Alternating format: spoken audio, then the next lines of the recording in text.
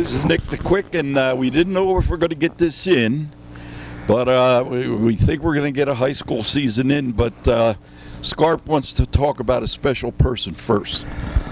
Yeah, well, I mean, we are evidently going to play some football. Yeah, I just wanted to mention the passing of a long-time Shore Conference coach, Chip LaBarca Sr. has passed away from what was evidently some long-term illness that he had.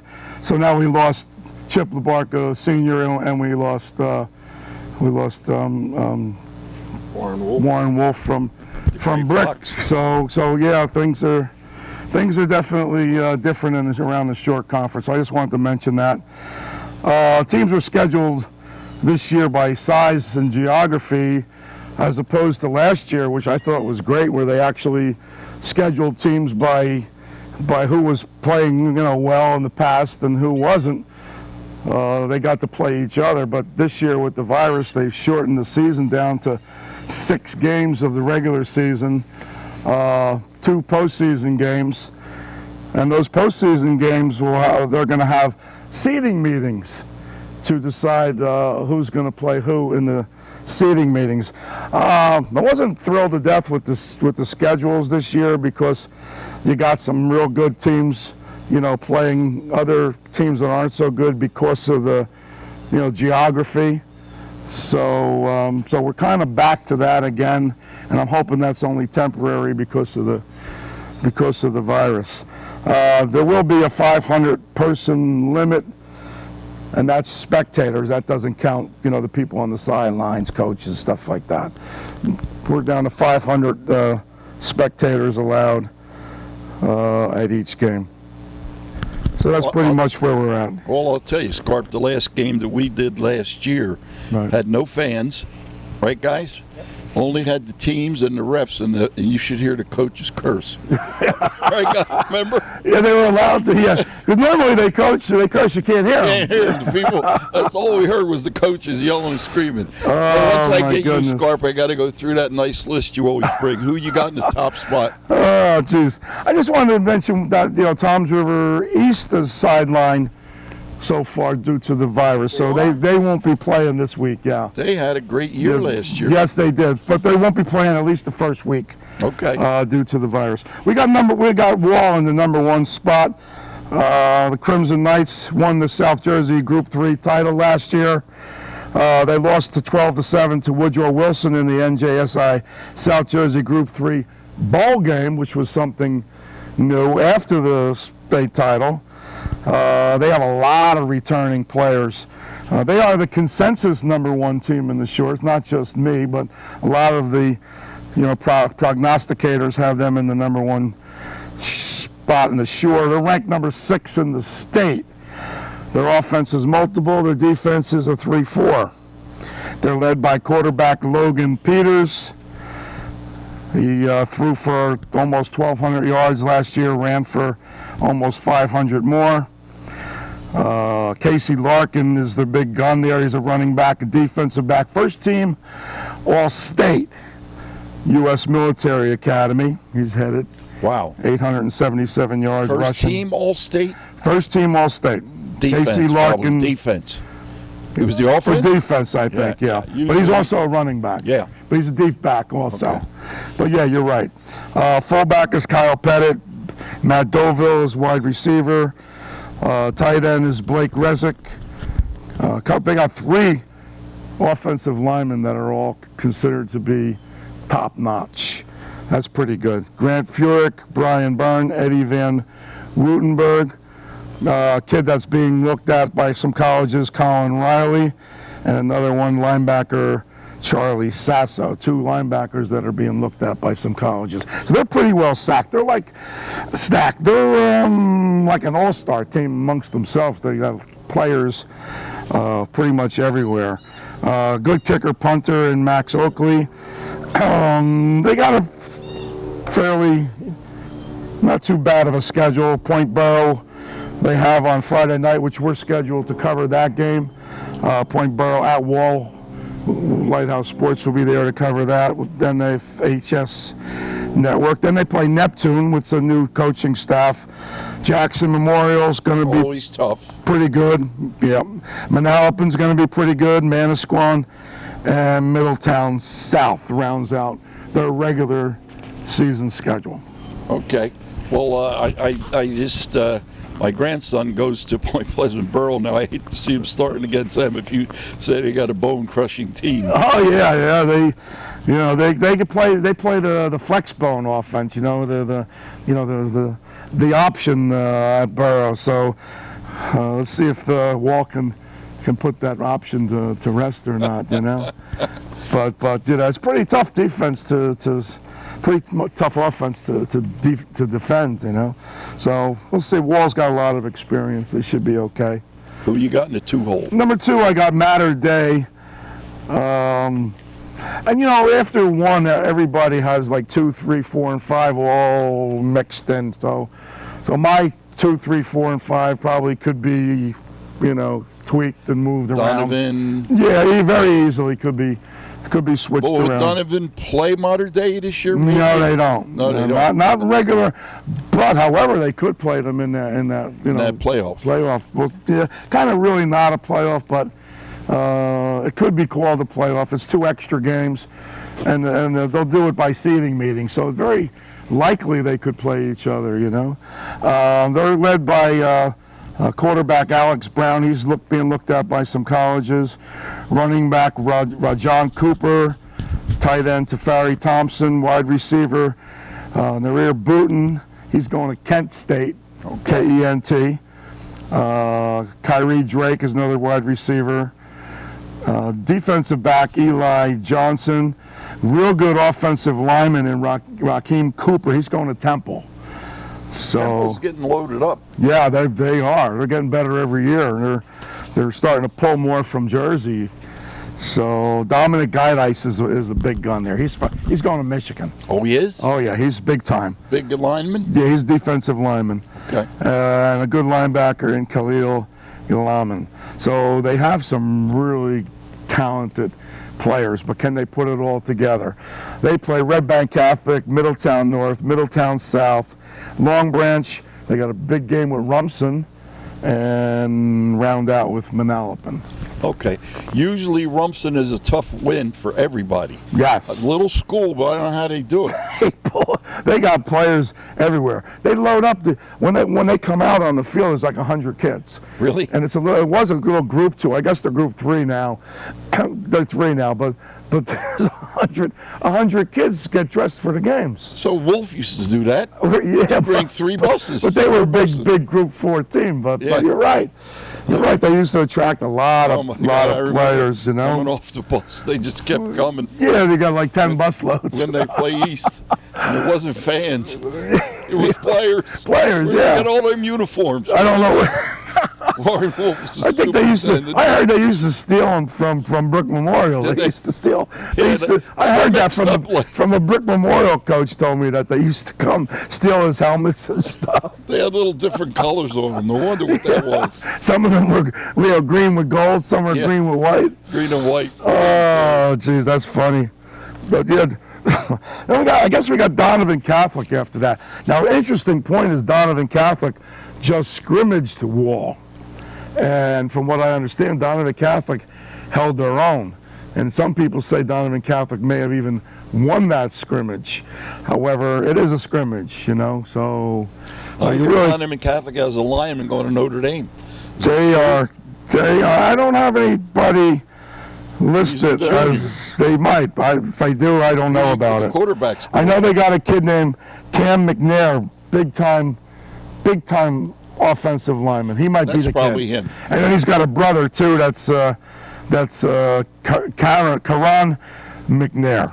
So Cam McNair and Karan McNair. Cam was a first-team All-Shore kid, so he might be the one you're talking about. Offense is a spread, defense is a 3-4. Now, what they did was they lost one of their top players in defensive lineman Dominic Broga, who transferred to Bergen Catholic. Oh. However, they picked up Long Branch's first-team All-Shore Jalen Farrar, wide receiver. Real good wide receiver. And they also picked up Neptune's quarterback, Jalen Butler. So I thought Mondon has a good quarterback. Yeah, they had a good one. Well, that kid graduated. Oh, he did. But they do have another kid, Evan Menta, who's not bad. But they picked up this Jalen Butler from Neptune. They'll slide him in. He's going to slide right in, and he's got an extra kid to throw to. Offense is a spread, defense is a 3-4. Two other good wide receivers in James Bivens and a good running back in Jahir Lofton. Tight end Ethan Capone. We talked about the O-lineman McNair brothers. Running back Quamir Green, first team All-Shore. Running back Dominic Nocera. Running back. Now their schedule looks something like this. They start out with Brick Memorial. Should take them. Should take them. Should beat them. Toms River East should beat them. Toms River South should beat them. Brick should beat them. Southern, who's not bad this year, pretty good. But their only real challenge comes in the top 6 is their last game with North. And that's pretty much North's only game that really challenges North. Well, last year, they seeded you according to your record from the year before. You like that, right? Teams are like, if I was 5-5, you play a 5-5.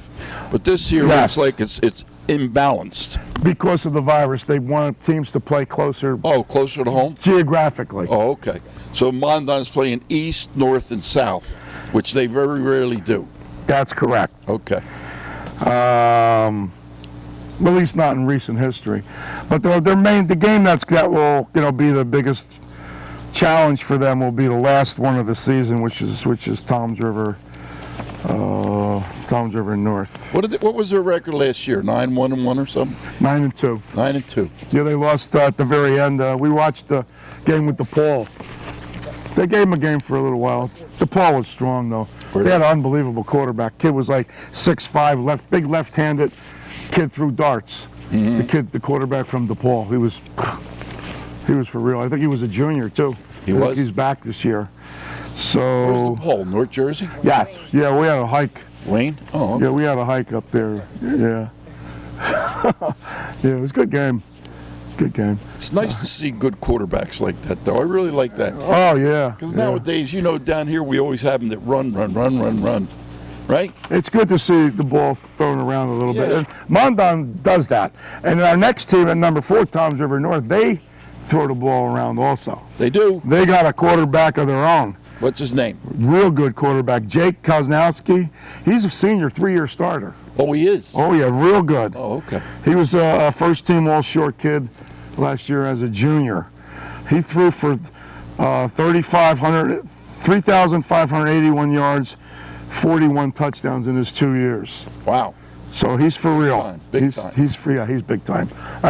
No word on where he's going to college, but he's being recruited for sure. Okay. Well, I know he's not too tall though, because he's about 6'1", isn't he? Something like that. Yeah, I've seen him because I know he's not like a 6'5" guy that they look for. Yeah. Well, he's a senior now. He might have grown another inch or so, but. Okay. But well, they like them quarterbacks nowadays big, as you know. Not when you and I played. The quarterback was. Just, no, we didn't throw the ball. Right. The quarterback just handed it off. Yeah. When I was a junior, we lost one game, and there was a team that threw the ball. Because you weren't ready for it. We beat everybody, but this last team we played in the regular season was a passing team, and we got beat. Oh, because in them days it was 3 yards. Yeah, nobody threw the ball. Well, it was Woody Hayes, 3 yards in the college dust. You ran every play. Yeah, it was just run. And they're waiting for you. Bing, run, bing, run, run. Bing. You went home. You were dizzy. That's it. So the 4th spot, we got Toms River North. Now some people have them number 2. However, I thought that was too easy. Too easy to pick them number 2 because they don't play anybody. They're going to win game 1, 2, 3, 4, and 5. So it's easy to say North because you don't look stupid because they win the first 5 games. Easily. Yeah, easily. That's what you're talking about. So you some of these guys are picking North number 2 because they know they're going to win the first 5 games. All right. Gut feeling Mondon's going to move pretty well too. I call them Mondon. Yeah, Donovan Catholic, they play a little tougher schedule than North does, but they will face each other in game 6. which should be very interesting. Does North have a good running back at all? They are. They're solid around the whole board. Their offense is a power, what they call a power spread. I mean, I never heard of a power spread, but that's what they call themselves. They're also a 3-4 defense with a nose guard type of defense. Wide receiver Zach Goodall. Now I heard he's going to Rutgers, but I'm not sure if he's on scholarship or he's a preferred walk-on. But I did hear he's a first-team All-Shore kid heading to Rutgers. Zach Brown, another good wide receiver. Jordan Gray getting looked at by some colleges. He's the running back. Okay. So he's getting some looks. One running back that's pretty good. Yeah, he's getting some looks. John O'Donnell, offensive and defensive line. C.J. Felton, also good running back. Okay. So they got a couple good running backs. 3 good offensive linemen in Jamie Hollins, Jaden Slosher, Mike Dowd. Defensive lineman Jake Singeti, and good defensive back in Kenny Warner. Their friendly schedule, North, I don't know, they always have a friendly schedule, mostly because they're forced to play the other 2 Toms River schools, which I've always said was a travesty, in my humble opinion, because they got twice as many students. Right. Now you play South and East every year because that's the way the town wants it. You got 2 W's on your built into your schedule. 2 and a W. Right. So they play South first, then Brick. Southern, that's not too bad this year. Then Jackson, that's not too bad. Then East, and then the big one at the end of the season with Donovan Catholic. So that's the big one. They were 9-2 last year. Good solid team, a lot of returners.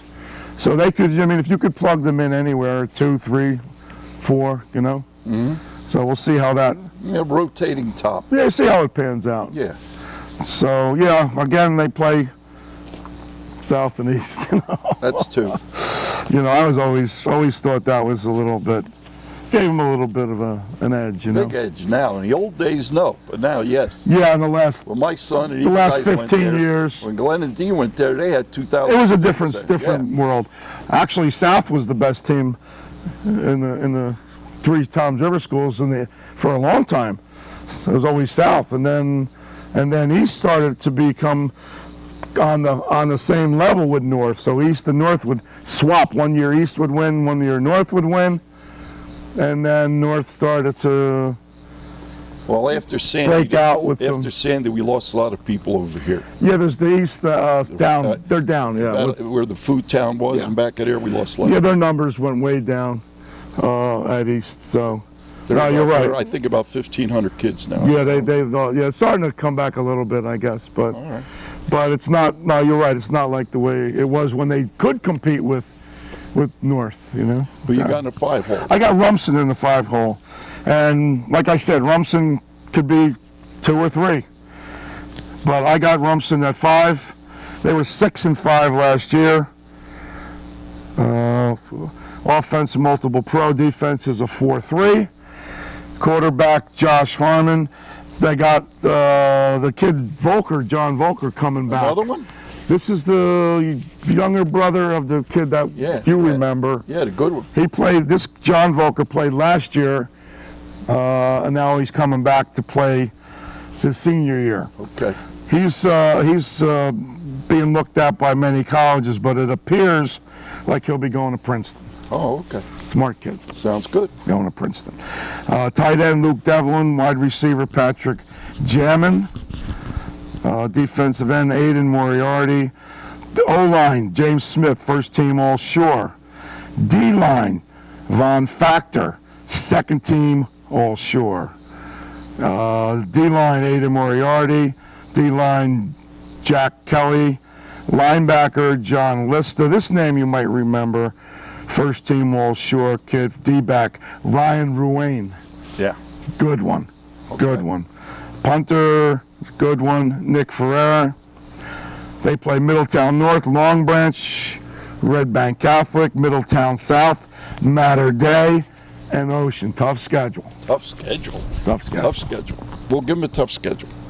Yeah, they got a tough schedule. Well, who you got in the 6 hole? 6 hole is RBC, Red Bank Catholic. RBC, well, they've dropped. Oh yeah, they did. Used to take the top. Right? Well, they were 5-4 last year, and the coach is gone. Coach Edgerly resigned. They have a new coach in Mike Lang, who I guess was an assistant. Okay. Now, Coach Edgerly left. Now he's at Howell, and one of his assistants, you might remember, this name is now Bob Generelli. Oh yeah. So Howell's got some good coaching. Good stuff. They're not ready for prime time, but they got some good coaching, and I think you'll hear more about them in the future. Yeah, they were 5-4 last year. They lost to Mater Dei 10-3 in non-public Group 3 quarterfinal. Okay. Our offense is a spread, defense 4-3. Good wide receiver Lenny Loria. Jake Loria, you might remember him, defensive lineman, first team All Shore. So we got Lenny Loria and Jake Loro. So 2 different kids. All right. Quarterbacks, D-back Anthony Borriello. Colleges are looking at him. Punter Chaz Hart. Now this name might be familiar to you, and he just plays the same position, tight end, Alex Bauman. That guy's the Notre Dame guy. His brother, tight end. His brother went last year. Last year, also a tight end. Right. Went to Notre Dame. And they played basketball. We saw him over in the tournament. So now you got Alex Bauman taking his place at tight end, and maybe take his place at Notre Dame someday. Speaking of Notre Dame, looks pretty good this year. Yeah. Well, not bad. Vince Carpenter, offensive lineman, and a wide receiver, Naja Rahman. They got a pretty tough schedule. Mater Dei, Middletown South, Rumson, Middletown North, and then they get a little better Long Branch and Raritan. all right. But they start out with 4 pretty tough games. Who's in the next hole? To start out. That's 6. Number 7 is Middletown South. Middletown South. Steve Antonucci's in his 999th year. They had a bad year last year, 5-5. Even record, not so bad, but for Middletown South, Bad.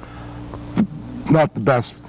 Multiple spread. They've offense. They're 3-4 defense.